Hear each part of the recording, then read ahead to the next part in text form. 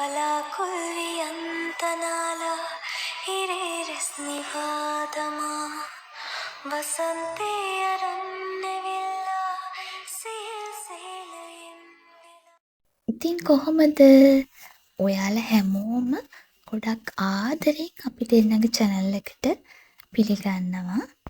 ඒත් එක්කම ඔයාලා හැමෝටම සුබම සුබ අලුත් අවුරුද්දක් වේවා කියලා ප්‍රාර්ථනා කරනවා.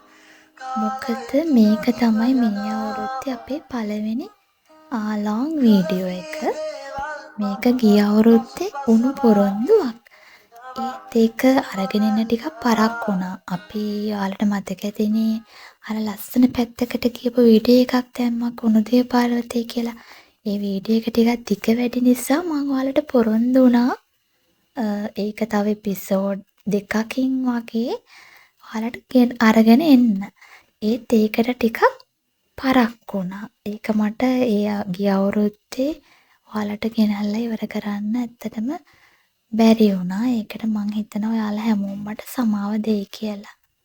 ඇත්තටම මං ගොඩාක් කනගාටුවෙන් මේ වෙලාවේ මේ වීඩියෝ එක පටන් ගන්න කලින් ආදරෙන් මතක් කරලා ඉන්නවා මේ අපි යන්නේ මේ අපේ යාළුවගේ පුංචි එකේ ගෙදරනේ.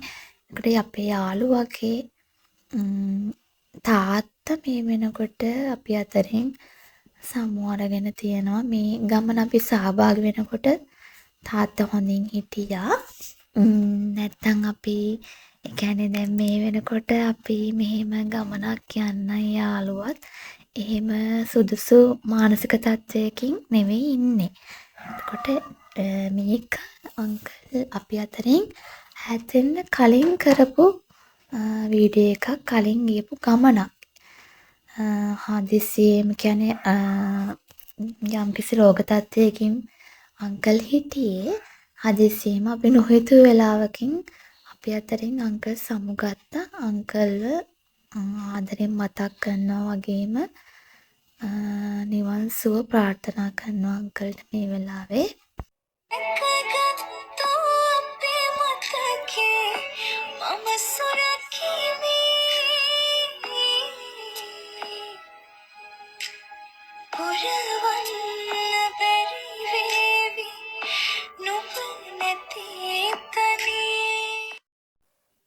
අපි ඉතින් දැන් පුංචිලගේ ගෙදරට ඇවිත් ඉන්නේ. අපි එනකොට තනියෙන්ම පුංචි බාප්පයි කෑම ලෑස්ති කරලා තිබ්බා අපිට. බලන්නකෝ පුංචිලා අපේ මහත්තුරු දෙන්නව වෙල්කම් කළේ කොහොමද කියලා. එයාලට දීපු වෙල්කම් ඩ්‍රින්ක් එක මොකක්ද කියලා. ඒකේ නම නම් හැමෝම දන්නවා ඇති කියලා මං හිතනවා. නම කියන්න ඕනේ නෑ නේද මේ වෙලාවේ.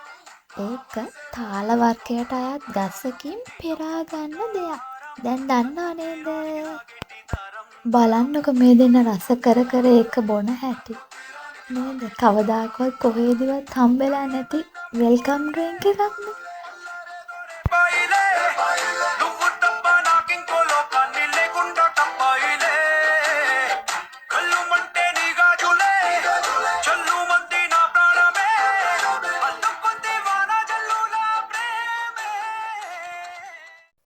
ඉතින් ඔයාලට ඔය පේන්නේ අපේ ආදරණීය කුණුදිය පර්වතය. මේ අපි ඉන්න ගම වට වෙලා තියෙන මේ වගේ කඳු වලල්ලකින්. ශ්‍රීපාදස්ථානයේ තියෙන අපිට පේන කන්දට එහා පැත්තෙන්.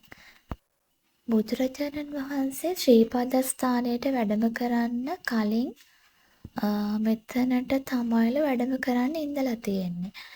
මෙතන ඒ දවස්වල කොහොම හරි ගැරඬියෙක් කුණු වෙලා තිබිලා ඒ ගැරඬි කුණ නිසා තමයිලු ඒ කියන්නේ මේ කුණුදිය පර්වතයට වැඩම කරන්න නැතුව ශ්‍රීපාදස්ථානයට බුදුරජාණන් වහන්සේ වැඩම කරලා තියෙන්නේ. ඒකේ ඇත්ත නැත්ත මොකද්ද කියන්නේ අපි හරියට දන්නේ නැහැ. ඒ නිසා තමයි කියලා කියනවා මේ කන්දට කුණුදිය පර්වතය කියලා නම හැදුනේ. ඇත්තටම මේ පුංචි බාප්පයි මේ ජීවත් වෙන ගම විශේෂයෙන් මෙයාලා ජීවත් වෙන මේ ගෙදර ගැමි බව හොඳටම තියෙන තැනක්. ඒ කියන්නේ අපි ජීවත් වෙන ගම්වල වුණත් ගැමි බව හොඳටම අඩුයිනේ. හැබැයි මෙහි ගැමි බව හොඳටම ආරක්ෂා කරගෙන තියෙන ඒ සුන්දරත්වය ඒ විදිහටම තියෙනවා. මොකද ගමක තියෙන්න ඕනේ ගොඩාක් දේවල් මෙහෙ තියෙනවා.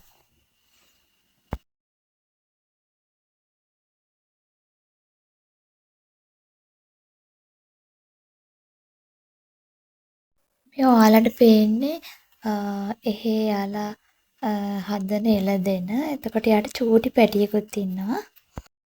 මේ බලන්නකෝ බාප්පා මීමැස්සොත් ඇති කරනවා. මේ නම් තියෙන මං ආසම දෙයක්. මේ ෆ්‍රෙෂ් මිල්ක් ඒ කියන්නේ අර එළදෙනකින් ගන්න ඒවා.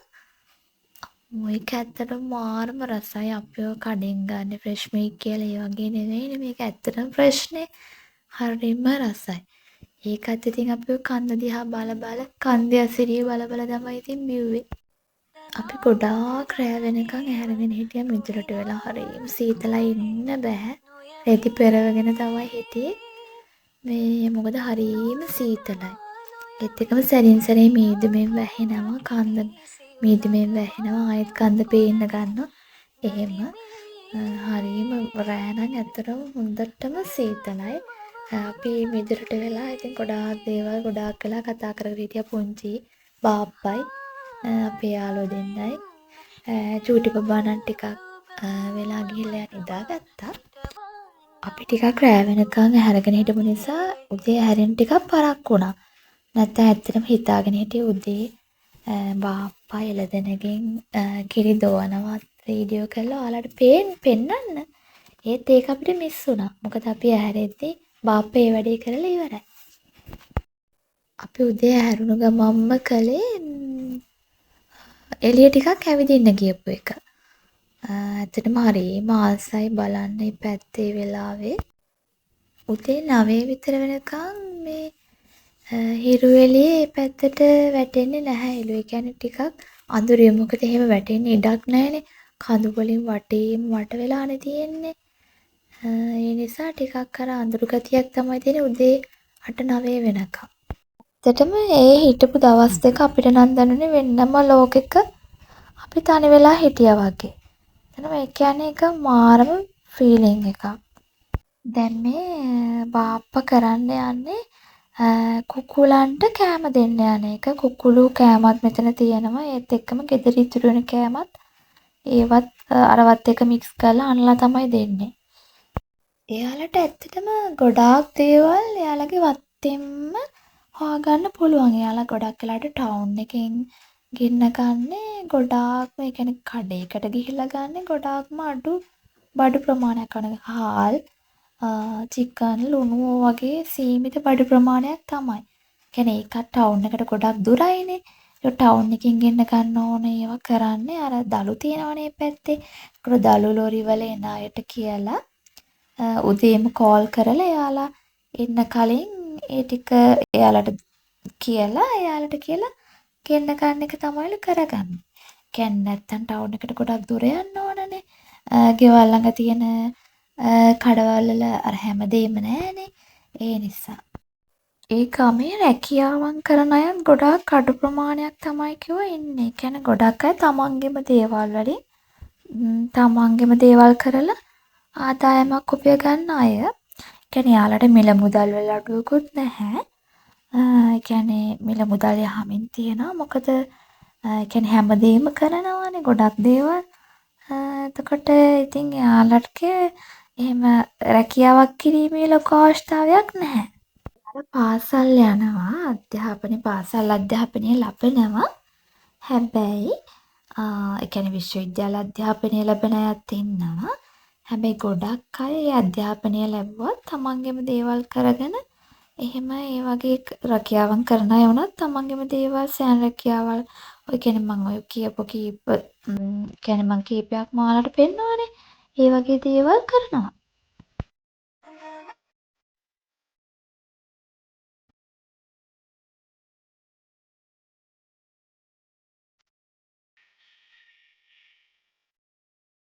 මේ ඔයාලට පේන්නේ කිතුල් ගහක්. ඒක හැබැයි කුරු කිතුල් ගහක් යෝ. වැඩි උස්ස යන්නේ නැති. හැබැයි කිතුල් මල් එහෙමත් තියෙනවා.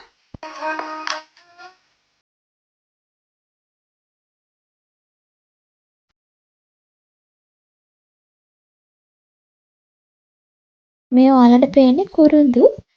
ඉතින් දුකින් වුණත් අද මේ එපිසෝඩ් එකෙන් මම ඔයාලගෙන් සමුගන්නවා. මම ඊළඟ එපිසෝඩ් එක ගොඩාක් ඉක්මනින් අරන් එන්න පොරොන්දු වෙනවත් එක්කම. විට සිත කොළවුනිද මෙතරම් ඒ දැනුම හැඟුම නොදනී